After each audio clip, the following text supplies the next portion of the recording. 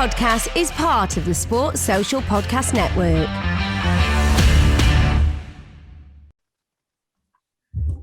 Hello and welcome to 49 Unbeaten, the official ArsenalVavel podcast. Welcome back to the YouTube channel. We've got a very special episode today, joined as usual by Ben, and we have got special guest Eduardo Hagn. How are you doing, man? I'm doing great. Thank you for the invitation. It's a true pleasure to be here. No, that's cool, man. That's cool, man. Do you just want to kind of explain a bit to our audience? I'm sure everyone knows by now, but just to explain a little bit about what you do and kind of what your ambitions are for the future. Well, yeah. And first of all, I report news on Twitter. I share the news. I try to be there in the first minute. So, yeah, I'm one of the biggest Arsenal fans, at least in my view. I love Arsenal, and whatever I do on Twitter, it's for the love of my club and for the love of the Arsenal family as well. Like, I love being able to speak to so many people, you included right now. So, yeah, my ambitions are to, I wouldn't say to be the next Ornstein because I want to be myself, but to be one of the best journalists in the game and cover Arsenal if possible. I respect that, man. I respect that. Obviously, you've had a busy couple of days. Well, with I think every football fan's kind of been on the edge of their seats with the potential news of this new breakaway European Super League, and you've just kind of been crazy all over the place, reporting on the Florentino Perez press conferences, reporting all the breaking news. You've got some love from some big names, including the likes of like Ian Wright. I saw noticed you as well. So, it's great to have you on, man. And just kind of linking into that, the European Super League, like it came and went in the space of 48 hours. Ben, just kind of to start off, man, like we did the podcast and we did some episodes talking about what we thought of it in the moments, and we had a massive kind of rant on a previous episode. But Ben, what did you kind of make of it now that it seems to have settled out and Arsenal have announced that they pulled out of it? It's the same, really. It just feels like a betrayal of the fans. You know, we didn't get any consultation. There was no communication for 2 days. It was just sort of it was UK time. It was like 11 o'clock. We're joining the Super League. And then it was 5 to 11, 2 days later, with nothing in between that was like, we're leaving the Super League. And it just felt like, I don't know, it was a terribly thought through plan. And I was saying this before we came on out, I wouldn't have minded so much. I hate the idea of a Super League, but I could be more understanding if Arsenal were more like Chelsea and Manchester City and jumped on in fear of being left behind. But by all the reports, we sound like we're up there with the Glazers and trying to make it happen. And it just feels like to be so out of touch with a fan base, especially one that has historically done so much for its community, like Arsenal, it's just disgraceful, isn't it? Really, it's cowardly as well. Yeah, especially to the news to be broken at midnight on what was it? I think it was the 18th of April, just the midnight. And it's like, so many fans would wake up the next morning seeing Twitter's gone into meltdown. Like, I think football Twitter hit its all-time high of just like chaos on that night. But Eduardo, what was your kind of views when you first heard of the Super League, and what was your kind of opinions on, like, were you for it? Were you against it? Well, before I thought to myself, well, this is a coward move by the owner, but if it's inevitable to happen, I don't want my club to fall behind and basically whoever didn't go there was gonna end up being the next Notts Forest or something like that. So you have to in that way, I see why they did it, but for me, the overall package was prepared wrong. The fact that they didn't ask the players, the people, the whole community about it, for me, it could have some type of good things to it, but I think overall it's just a horrible project in the end. I think, well, the biggest thing for me that shocked me was the fact that news broke about 24 hours after the announcement that Mikel Arteta and the first team squad found out at the same time the fans did. So for the players and the manager who would be, taking part in that league, I put a tweet out saying, like, these players and the manager are effectively now like the puppets for the men in suits to like play the game and do all the dirty work for them. And I was just like, it doesn't seem right. And especially like to get these people on side, like for Perez and for all the Glazers and all the high up men in the Super League, you want to convince the fans, you want to convince the players, you want to convince the manager this is the right project. like to not give them warning, and then to come out with quotes like revenue and profits are the utmost importance within this competition. The well-being of the game is a secondary importance. Like things like that just don't fill me with hope. And even if I wasn't completely convinced by it, even if I was, like, I'd still want to think that the game is like the number one priority rather than money. So they effectively shot themselves in the foot there with just saying it was on money. But Eduardo, I've seen you've been covering this as well, but there's been the Arsenal fan forum this evening, and there's been some. I think it's safe to say that Josh Kronke featured. Vinay was on there as well, and I think it's safe to say that they came under fire quite a lot. I haven't actually kept up with this yet, so whatever you're about to tell me, I'm gonna just get the first visceral reaction. Yeah, no, of course. So, just kind of the quotes are really quite damning because fans come and hit them with. I mean, there was quite a few interesting things to say. So to start off with, an interesting quote was, "Are there going to be any fees from Arsenal pulling out of the ESL, and are Kronke Sports and Entertainment going to cover them?" And Josh Kronke said, to confirm, KSE are going to be covering all outside costs related to the ESL. And then Vinay said, this is nowhere near the £8 million reported. So, I mean, fair enough, but there again, you'd expect that, even though that would be the bare minimum, kind of, I'd say. I don't know. With the Kronkes, you can expect you wouldn't expect anything. Kronke used Arsenal to pay off some interest on one of his loans he took out or something. He used us as a make weight to build the LA Rams Stadium, I think it was. Yeah. But yes, and then there were some questions on about the self-sustainability of the club. Josh Kronke said he was asked. He said, self-sustainability is not working. How will you be investing? And if not, when will you be selling Arsenal? And he said, we have plans to invest. We have plans. We want to be great again. But a long-term model does not support long-term high investment. No intention of selling. So, I mean, there's going to be a protest down at the Emirates on at the time of recording. That's tomorrow. So on Friday, there's going to be a protest. Eduardo, are you going to be supporting this protest? Do you agree with it? Absolutely, I do. I've been tweeting about it, and I think what Kronke said today was like even more condemning, and I think we should even do it more now, because nobody guarantees you that it's actually 8 million. It could be more. He never said it's less than 8 million. So, and if you analyze properly, Arsenal are a self-sustainable team who throughout the years have not spent a penny from the owner. And look, what would the owner say if they have to pay this penalty fee for leaving? And then in the summer they tell us, oh, you're a self-sustainable team. The situation's bad in the world, so we can't spend. So we're going to be stuck in the same process. We're going to be stuck with the same players. And when are we going to compete? For me, that's the most important thing. If with Kronke, we haven't competed in decades now, more than a decade, nothing guarantees you that he's going to do something now. And even in the Super League, it wouldn't have guaranteed anything. So I think, in my opinion, we have to get him out, because nobody guarantees us as well that the next summer is going to be good. But at least we're going to have a chance to be better.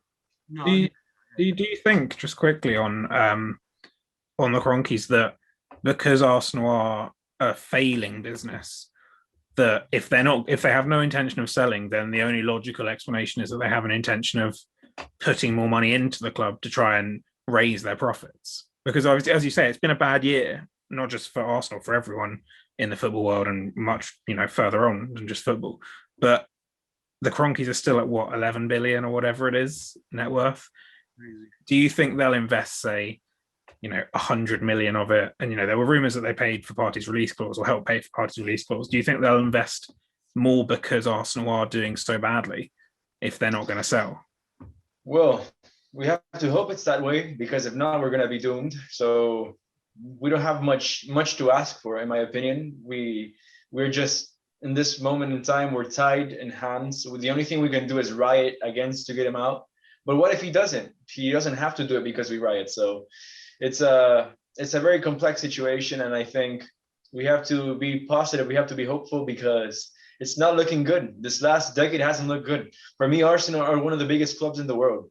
And even with self-sustainability, you have to be spending more than what we have been, because the amount we create, we have the most expensive season ticket in the whole of Europe. So where's all that money going? Per match day, we make millions and millions. So you can't tell me in 2015 we only had money to sign Czech, because that year we could have competed. But to be fair as well, in the self-sustainment, don't you think it's just as much about signing the right players? Because I mean, we've spent a lot of money historically badly. I mean, the Mustafi deal automatically springs to mind, but 60 million pounds on Socrates when he was just a bad fit for trying to play out from the back, and then bringing Lichtsteiner on a free didn't really work. But I mean, the wages that we're paying for the likes of Lichtsteiner, Kolasinac when he came in, obviously the Ozil contract is up in the air about whether it was good at the time or bad at the time. Obviously, with hindsight, you can say it was a terrible deal, but at the time, I think if you'd asked most Arsenal fans, with Ozil and Sanchez in that position, they would have re-signed Ozil. Do you think it's as much about reallocating the funds we have to spend them more wisely and maybe investing? I mean, we got rid of our entire scouting team, didn't we, in the summer, which worried me more perhaps than not spending, because that means we're probably likely to spend not as well as we should be doing when we're on a budget that we're on. You're right, but you also have to consider that the people that are making the decisions are assigned by Kronke. So if he's not able to put from his own pocket, and he's not able to choose the right people to use the money we create, he's still responsible. So I think that's the key. And look, bringing Edu, a guy from South America, wouldn't say legend, but previous Arsenal player with almost no experience at the European level. And you're bringing Arteta, who's a manager with no experience as well. So what do you expect? You can't expect results out of that. That's a huge risk. And even though they both have done their thing, you can't, as an owner, put your business ran by rookies. So for me, that's a key point. It's a massive summer for Arsenal. Whatever happens, it is, I think, exactly whatever way. Talking time for this is the summer where we can properly judge Edu. I believe. I think the whole the team like that at board level. I think this is where we'll be able to sit back and judge them properly. In the fan forums as well, Josh Kronke commented on the Arsenal team and said, "We will rebuild, and we believe we are fit to go forwards with Arsenal." So he's just kind of confirming there that he's got long-term ambitions with the club. I mean, I guess that's what he has to say. But I think this summer, no matter what happens with the Kronkes, it's going to be massive for Arsenal Football Club, as far as we've got a lot of players that need to leave, as in we've got certain loan deals of players that have gone out that need to be turned into permanent. I believe, was Kolasinac or Mustafi's? Which one was a loan? Kolasinac. So that one needs to be finalised. Well, the Schalke have just been relegated, so I don't know if that's going to happen. So, and we're going to have to pray that some Bundesliga team takes a chance. We've got a lot of other players that need to be shifted out of the club. We've got players that need to sign new contracts, and we've got positions like left back, centre midfield, attacking midfield, striker that we need to strengthen in the summer. Eduardo, what would you say is like the most important of all those positions to strengthen in the summer? For me, it's left wing. I don't think we need a center forward if we're keeping Aubameyang, Balogun, Martinelli, and the likes, because I think that left-hand side has to be taken up by a proper world-class left winger that will change the whole dynamic of the team and the system. Because playing Aubameyang there, and even playing Martinelli, who I don't think is a true left winger, for me it doesn't work. You can play the fan favorite Willian there. We have a joke on the podcast that Willian's one of our favorite players, but I think that's just another disastrous signing for me. Look, a lot of people say I love transfers and I would sign 50 players if it were for me, but one of the players that I've opposed throughout my time on Twitter, it's been Willian, because you can't sign a 33-year-old from Chelsea who's dusted for what? For him to take wages, because he hasn't even been playing. So one of the worst signings in the last years. But I think for Edu, to give him his credit, his signings have been more hit than misses. I mean, you look at obviously Martinelli when he came in from South America, And then Pablo Mauri, who came in, has been very, very good. A lot better than I think a lot of Arsenal fans expected for the price he came in, and also that he was playing in, was it Flamengo he was playing? Flamengo, yeah. Yeah. So I mean, and then obviously Partey is world class, and Gabriel's been pretty good. So I mean, the signings that we have made, although we haven't made a lot of them, they have been slowly strengthening the team. It's just how quickly the rest of the team sort of weakens around it, I suppose. We've got a very exciting. I think we've got a very exciting front four potential. We've got that. Well, Balogun, who looks like, fingers crossed, he'll have a new contract announcement soon. We've got Martinelli, Smith Rowe, and Saka.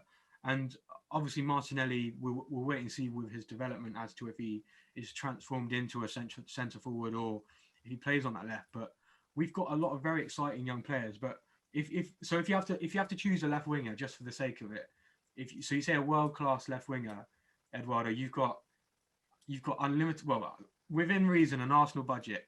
Who would you say is the ideal left winger for Arsenal? I know who it'll be. You all know who it is, and I think it's only possible with Champions League football. But I think if we do get the Champions League football, for me, it's Jack Grealish. Jack Grealish. Okay. Yeah. I think as well, but you've got to. I think it's a dream, but you'll be talking in excess of maybe 90, 100 million, maybe. I mean, I've heard from the people that I talked to that Villa would be willing to part ways for £80 million. Okay.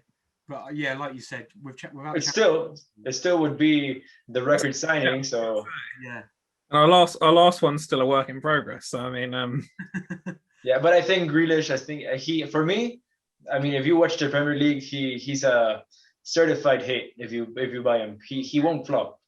I agree with that. Even the likes of Bukayo Saka, when he said that he's gone on England duty, he's like, what player stands out to you the most? He's like Jack Grealish all the time. Like he's just.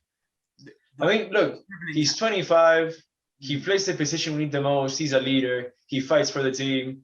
I mean, I don't know if his love for Villa will keep him there for his whole career, because it could be something to consider. So, but I think the whole thing, the fact that he's homegrown as well, would benefit us in our homegrown quota. So I think it's the perfect signing if we get Champions League football. If not, we're gonna have to look for a tier below. He's got a soft spot for Arsenal because. I don't know if you remember, I think 2 seasons ago, we played them in the Premier League. We won 3-2. And he put on his Instagram story, like, my favourite place to play in the Premier League. Picture of Emirates. And I think it would definitely be interesting to see. For me, it also depends. It also depends if Villa don't make the Europa League or anything. I think it's more than probable that he leaves. Yeah, no, that is very true. But Jack Grealish at the carpet, I think everyone would love to see that. Do you think that signing a left wing is more important than signing I suppose Ødegaard on a permanent if it was going to be an attacking midfielder, but another attacking midfielder, especially with, Smith Rowe can play on the left. He's not bad on the left, and he does have he did have a tendency when he was younger, especially to get injured quite a lot. I know he had a lot of growing pains, and then I think he had an injury at Huddersfield. And obviously the one at Leipzig that stopped him playing. So he does have a history of being injured, and whether that continues is another matter. But we did see how bad Arsenal were without sort of a creative midfielder for the first half of the season. The thing is that Jack Grealish is not only a left winger, he's a creative midfielder as well. So he can provide everything you want from that left-hand side.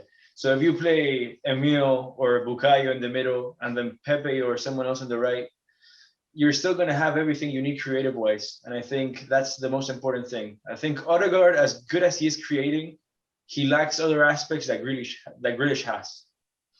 I would have personally really loved to have seen, I think we've missed the boat on this now, and I'm not going to say Drexler. I would have really personally loved to have seen Wilfried Zaha maybe 3 seasons ago. When we signed Pepe, if we'd signed Zaha, I think that would have been the perfect kind of role in that. In that time, it would have made sense, but we're probably more likely to see someone like Julian Brandt this summer. As you say, Eduardo, a tier below is probably where we will be aiming, because 80 million in a pandemic for Arsenal doesn't sound like, to me, that sounds like it's a bit of a pipe dream. But Julian Brandt, with Dortmund missing out entirely on Champions League football, Well, looking like they will, with 6 games left to go in the Bundesliga. They'll be looking to sell, and they'll obviously sell one of their big ticket items, you think, like Haaland or Sancho, but Brandt has been out of favour there. Bellingham's coming through in that midfield position.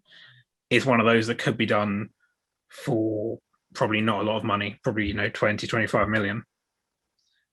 Definitely so. But you have to consider we still have some valuable assets that we can sell, because we have to sell Torreira, we have to sell Gwen, we have to sell Lacazette. In my opinion, Lacazette has to leave. It's something that some people don't agree with, but I think so. I mean, we're gonna have to sign a central midfielder as well, because Ceballos is gonna be out too. We're gonna be left with Granit Xhaka, Partey, and Elneny there. Nothing else. We can sell AC Milan Niles as well, so that's gonna be more money. It's better rain as well. If we can sell effectively, though, isn't it? Because it is a market where the buyer is going to reign supreme, and we tried last summer to sell a lot of these players and ended up loaning them out. Obviously, with Mavropanos coming back as well, there's a decision to be made there, as on top of the players you've mentioned. But Torreira, for example, there's been all this fuss about him wanting to go back to Boca, and Boca aren't going to be able to afford the sort of 20 million that Arsenal probably want for him. Absolutely not. We're going to have to hope that he changes his mind, that he wants to go to Italy or something like that, because then we're dusted in that situation. You touched on it earlier, but do you think Gwen has a future at Arsenal? Well, look, we're going to have to see. This whole thing is between his relationship with Arteta, and that's the bottom line. If they can fix it, I think he can have a role for me, I'd rather have Gwen than Elneny, but if that can be fixed, you have to make as much profit as you can and sign someone else. I think Gwen has a lot of growing up to do. Like, obviously, we don't know everything that goes on, but just from the sounds of certain things you hear, and he seems to have an attitude issue that hasn't only been highlighted at Arsenal, but also when in his loan spell at Hertha Berlin. But it'll be interesting to see what happens with him in the summer. But no, you're right. We do have some sellable assets. Nikola Pepe as well is another conundrum that some people have been saying: do we sell him? Do we keep him? What's your kind of take on that? What do you reckon with Pepe? Well, it's an interesting thing. For me, he's such a big investment that in the end you're gonna have to pray he comes good one day. But if he doesn't, you're gonna have to sell for as much as you can. Because recently as well, to be fair to him, I don't think he's played badly this second half of the season. No, he's played well, but that's not what you expect from an 80 million pound player. He's not played. He's played like maybe a 40 million pound player. Like he's played like to that level, but what was it? 72 million. It was 72, yeah. So there's not a place for him, I don't think, in Arsenal's side when it's at its strongest. Unless you move Bukayo Saka to the left, I think. I always stood up for Pepe. I was like, he's going to come good. He's going to come good. But what changed it for me was the second Bukayo Saka came into that side and he showed everyone what he can do. I went, come on now. Like, you know what I mean? Like, Pepe is not even playing anywhere near to the level Saka. And, like, it was that kind of, like, raw pace and just, like, no fear. And I think since Saka's stepped up and all these other young players have come back in, I think Pepe has, like, in the FA Cup final, he had a good performance.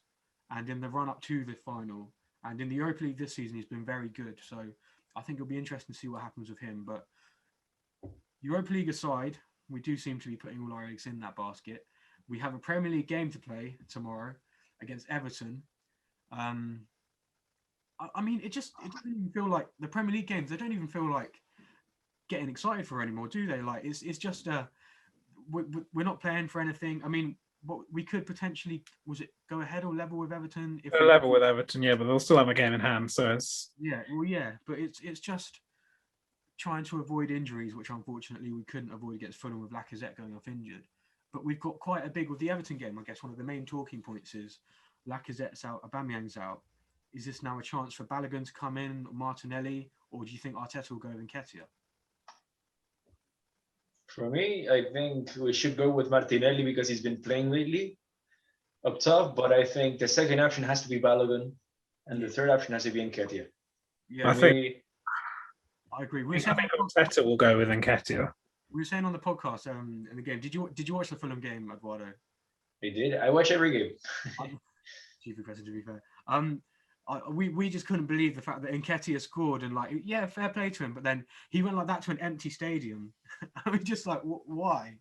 But I think Eddie's probably going to move on. Eddie's probably going to move on in the summer. But sorry, yeah, the Everton game. How are you kind of, Ben? How are you kind of feeling about the Everton game? Do you think that it's what a question. The short answer is I don't really care. It's all about next Thursday, isn't it? And as you say, injuries going to be an issue potentially. With the number of games we've been playing, it's nice to have a week off, but the number of games we've been playing recently, everyone's going to be fatigued. We need to keep Party fit because we're a different side when he's in the team. So I don't know whether I'd risk him playing. It's another one as well. It's a very difficult selection, I think, for Arteta, because a lot of it's going to be, I think, which players can I put in the team and sort of put in the shop window almost. So Nketiah is probably one. I think Reece Nelson hasn't enough minutes for me. I don't think he'll play. I think he'll probably be on the bench again. But I would like to see him get more minutes. Problem obviously is that he's stuck behind Saka and Pepe. So you'll probably see Pepe play. And even Willian. Yeah. Reece Nelson's been unlucky. He's looked good this season. Like in the Europa League games he played, he's just been so unlucky with injuries, and he starts to put a couple games together, and then he just gets injured. But that's the story of his Arsenal career as well. It's not only this season. Last season he got injured as well, and it goes like that. So I think he's one of those players that he's on the similar kind of level to Willock and Maitland-Niles as far as I think he needs a loan spell to properly. I mean, he had that season in Hoffenheim, and it seemed to do him a lot of good, and he scored some good goals out there. But with Nelson now, I think he needs a Premier League level loan, and I would have liked to have seen him and Nketiah maybe go out on loan at the same time. Willock and Maitland-Niles did, but it's just another one we're going to have to wait and see what happens. I think I quite like the idea of Nelson on the left going forward. Just because of I think he has a lot of qualities that Mikel Arteta likes from that sort of position, not least because he can, cut inside on his right foot, which is useful when you've got Tierney overlapping. He's quick, he's pretty good on the ball, although last season he did spend an awful lot of time falling over his own feet. I like to think that Mikel Arteta is working with him behind the scenes and that he's going to make a Phil Foden level, entry. But realistically, he's probably one of those players that we want to be getting some games out of, maybe loaning out and getting his value up so that we can potentially sell him. Because, it all comes back to that fact we are a self-sustainable club, aren't we? So we've got to try and make the value where we can. You are very right, everybody, when you say we've got some sellable assets. That's something we've made so many mistakes over the years of letting our best players go out for free or next to nothing. Like you've got Alexis Sanchez, you've got Aaron Ramsey more recently. Like, do you think we will sell a lot of these players in the summer? I think so. Personally, I think I saw a report today that Joe Willock wanted to stay in Newcastle, so you're going to have to pay. So True. You're going to have to. I think he's a good player, but if they offer you 25 million, I think you can't refuse. True. The situation you're in, and if you want to improve other areas, I think these are aren't they? They're getting to that age like 21, 22, Maitland-Niles, Willock, Nelson, and Nketiah, where Nketiah, like he can't be playing, like you can't have a 22-year-old or playing for this, like at this level just for our cup games and England one level. You need to really be kicking on at that age. So we've got. In the end, you have to consider that the academy is not actually made for us to get world-class players every year. It's actually to make profit from players you create through the process. I just can't see the money in the market for these deals to all go through. We're looking at trying to sell 10, 11 players maybe, especially, and you're looking at Willock, Maitland-Niles. I mean, we turned down 25 million for Maitland-Niles from Wolves last summer, and it's his value probably hasn't increased. He probably hasn't decreased that much either because he's playing quite well at West Brom. And then you're looking at sort of who's going to take a punt on a player who's played right wing back and central midfield but wants to play central midfield for 20 million. West Brom probably aren't because they're probably down, aren't they? So it's a difficult one, I think. Although in an ideal world we'd sell all these players, I just can't see where we'd find good value in this market in terms of selling. No, very true. We have got, like you said, it's all about the Europa League this season. We have, like we've done in previous years, put all our eggs in the Europa League basket, and we come up to face an old foe. We seem to have come up against a lot of old foes this season, but first, Olympiacos was a mental hurdle, and I do believe this one will be a mental hurdle as well. But we face Unai Emery and his Villarreal side in the Europa League. We've got them away first. Am I correct in saying that we've got them away first? We do. Yeah, we play next Thursday against Unai Emery's Villarreal. Eduardo, do you think this is more of a mental hurdle than an actual physical hurdle? Definitely so. I don't think we should have a hurdle, but I think we should roll past them. It's not Villarreal are a very inconsistent team, kind of like us, but we have the player quality over them. So I think we should be going ahead. And if we don't, I think that's a sackable offense for Miko. Do you think we can beat? Do you think we can beat them?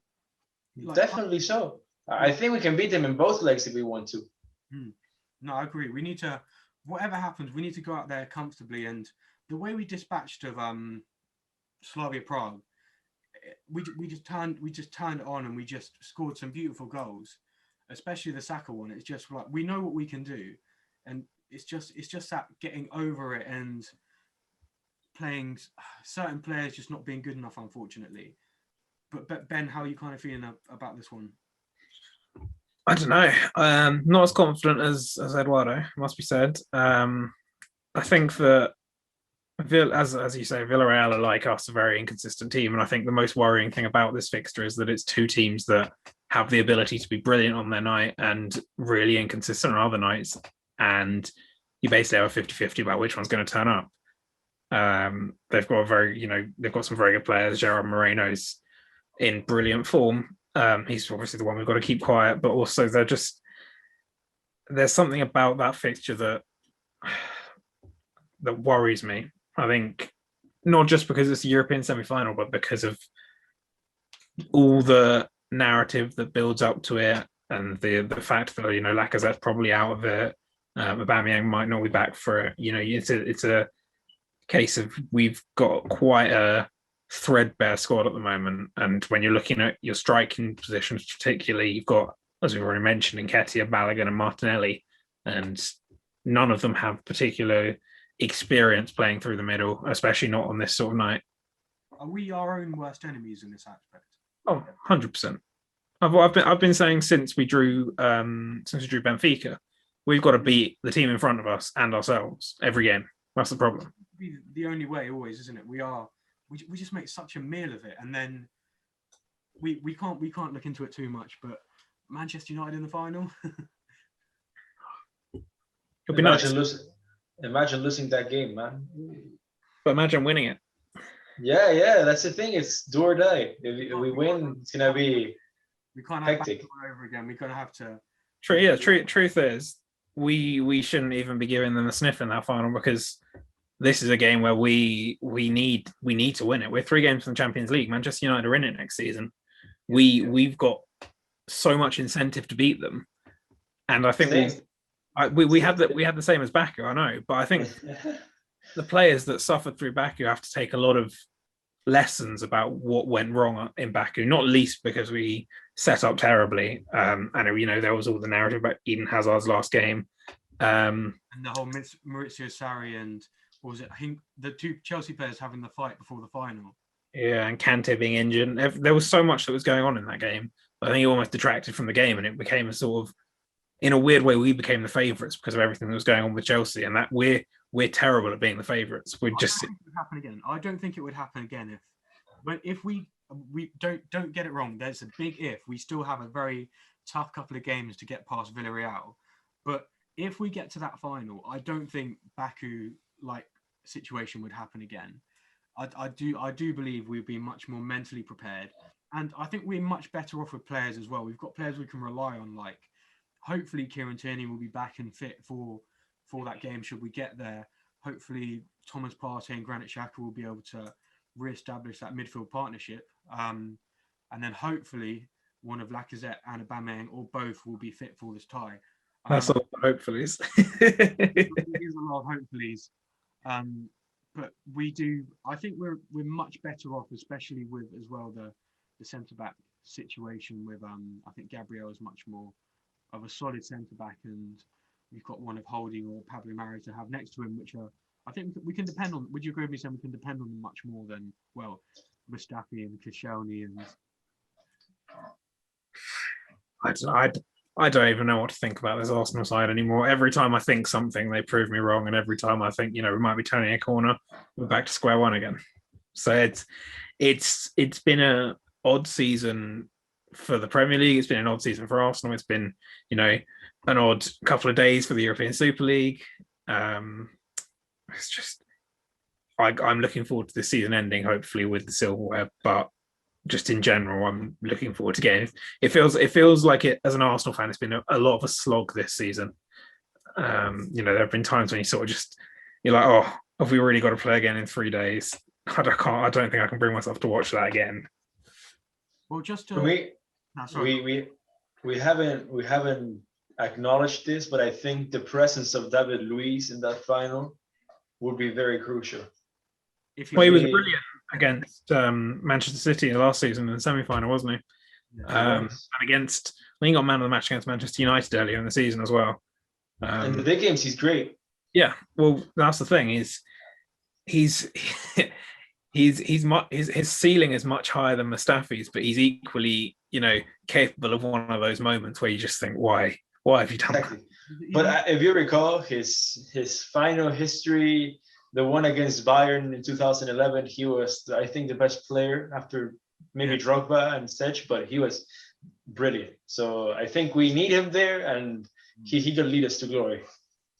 Hopefully, fingers crossed. We hope and pray. But just a couple of things to kind of finish on.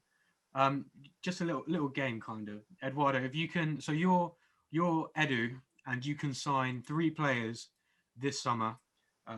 You can sign a left winger, an attacking midfielder, and a left back. Who are those 3 players you're signing realistically? Oh, and a left back, interesting. I was thinking more of a right back, but if that's the case, I think left wing, Grealish, of course, if we can. If not, we're gonna have to rub a tear, as I said, for the attacking midfielder role. Okay, actually, let's change it. Sorry, let's say left winger, attacking midfielder, and right back. Sorry, let's do that. Sorry. Go ahead. So for the attacking midfielder, I would speak to Real Madrid to see if they are open to selling Odegaard. Okay. And for the right back, I think we're not going to be able to afford Hakimi if we want to sign the other 2. So Emerson Royal from Betis. Okay. Mm. Is he still on loan from Barcelona? I think Barcelona have some type of percentage that they can buy him back for a lower fee, but he's a Betis player. Gotcha. Like similar with the Reguilon deal for Tottenham. Exactly. Okay. And Ben, if you've got to sign a left winger, an attacking midfielder, and a right back, who are you going for? I mean, I think Odegaard picks himself, doesn't he? 23, been on the team for 7 years, been brilliant since he's come in. Really, really good in the press as well. I think it's very much underrated by a lot of Arsenal fans, and I think Arteta loves it. He's leading the press. If you watch it was the open mic against West Ham, you could see him directing Lacazette all the time, where to go.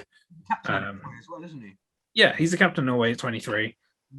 He'd be a brilliant signing and set us up really well for the next few years. As if we are going to, trust the process, then there has to be some evidence to suggest the process is going to be a process, and signing players that sort of fit that 23 to 27 age bracket is probably the best way to do that.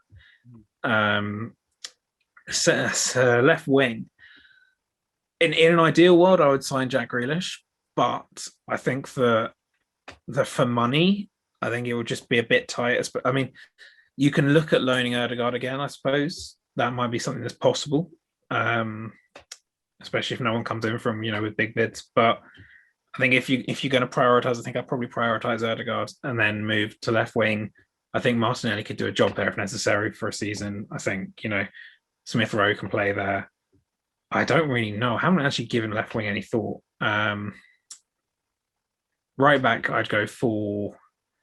I talk to Leipzig about Nordi Micheli.